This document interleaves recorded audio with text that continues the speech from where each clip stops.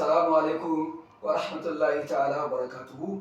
Kamar yadda 'yan uwa ɗalibai kuke gani, kar ku gaji, kar ma gaji, mu sa haƙuri a cikin zuciyoyinmu, mu tunkari manufarmu guda ɗaya ga baki ɗaya tare ta niyyar muna son fahimci karatu ko mu iya karatu musamman na Alƙur'ani da muke ta ƙoƙarin kyautata niyya a kansa, to muna fata Allah ba mu dacewa.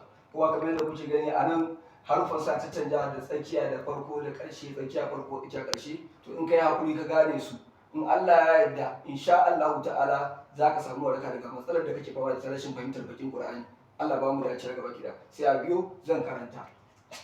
Zulima, otik, otiqa, guliba, fu'ila, utila, kutiba, lu'aina, ka gani sun canja.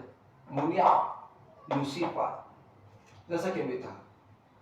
Zulima, otiqa, guliba, fu'ila, utila, kutiba, lu'ina, muni'a, musifa. Wassalamu alaikum wa rahmatullahi wa barakatuh.